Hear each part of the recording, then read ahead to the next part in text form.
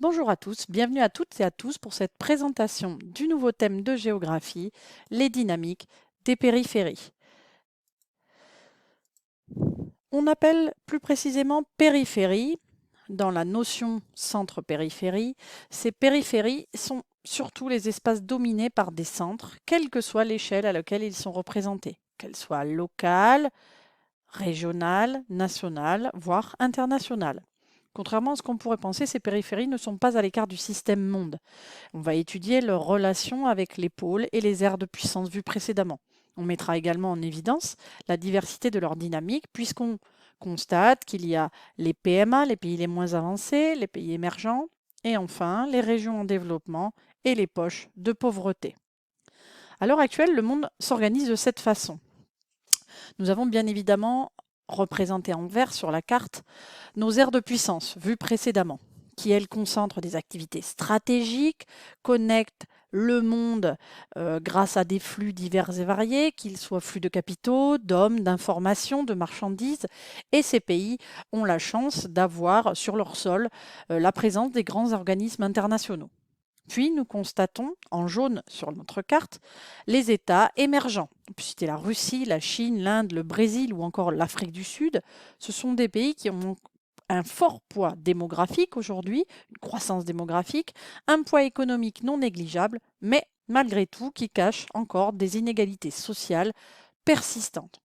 Enfin, en rose, on constate qu'il y a des pays marginalisés, concentrés essentiellement pour 80% dans l'Afrique subsaharienne. Ce sont des pays totalement dépendants économiquement des pays du Nord, d'accord, et des autres pays, qui connaissent de grandes difficultés économiques et sociales. Et enfin, souvent, ce sont des pays qui connaissent des crises liées à une situation politique ou militaire très tendue avec des conflits souvent armés. Sont représentés également sur la carte d'autres petits pays émergents. On verra, ce sont essentiellement les pays pétroliers qu'on appellera plus tard les pays rentiers. Le constat est donc le suivant. Nous avons des dynamiques de développement inégales. Nous avons certes un recul de la pauvreté, mais des écarts encore importants à l'intérieur même des pays ou entre pays. Des périphéries qui sont donc multiples, avec aussi de multiples disparités spatiales à toutes les échelles. Nous avons par contre de grandes puissances en devenir. On peut là encore citer des pays comme la Chine, l'Inde, le Brésil, l'Afrique du Sud ou encore la Russie. Nous avons des petits États plus ou moins intégrés, comme ce qu'on a appelé à partir des années 60 les quatre dragons, les pays ateliers ou les États rentiers. Nous y reviendrons un petit peu plus tard. Et enfin, nous avons donc des périphéries qui, elles, sont marginalisées, mises de côté, comme les pays les moins avancés, les exclus de la mondialisation ou encore les États voyous. Nous arrivons donc à notre trace écrite. Nous avons donc nos pays émergents. Donc je vais vous résumer rapidement la situation avec des pays comme la Chine, l'Inde, le Brésil ou le Mexique. Alors la Chine aujourd'hui est un pays incontournable qui connaît une des plus fortes croissances annuelles du monde, de l'ordre de 10%, dans lequel beaucoup de pays font des investissements. D'accord, c'est ce qu'on verra un petit peu plus tard. Vous avez l'Inde qu'on étudiera en situation 1. D'accord, qui a une main-d'œuvre extrêmement qualifiée et qui crée des écoles d'ingénieurs, notamment dans le domaine de l'informatique aux entreprises. L'Amérique latine, avec le Brésil et le Mexique, bénéficie de sa relation, on va dire, privilégiée avec les États-Unis par l'intermédiaire de l'accord de l'ALENA.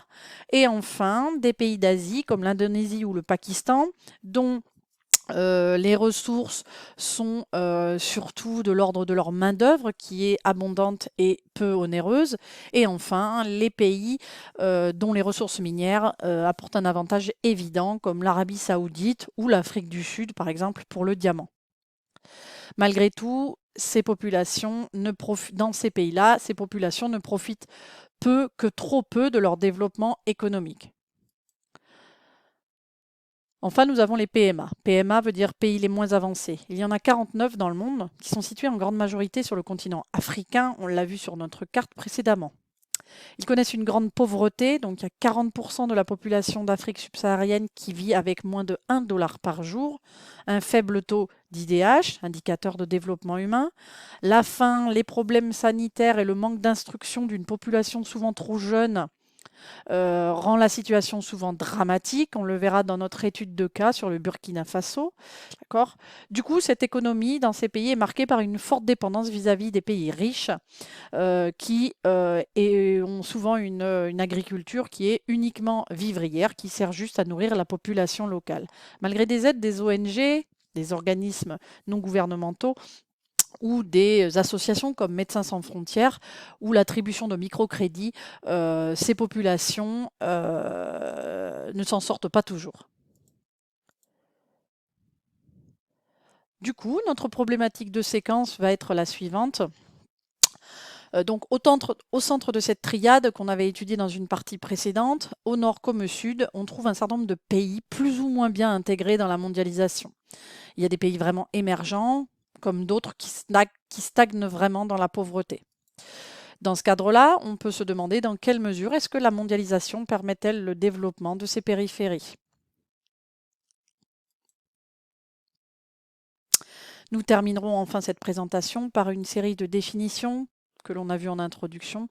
Pays atelier, c'est un pays effectivement où prédomine la fabrication de pièces ou l'assemblage de composants élaborés ailleurs, ainsi que des industries de faible niveau technologique comme la confection. On peut citer des pays comme l'Afghanistan, comme le Pakistan, pardon, ou comme le Laos ou éventuellement la Thaïlande.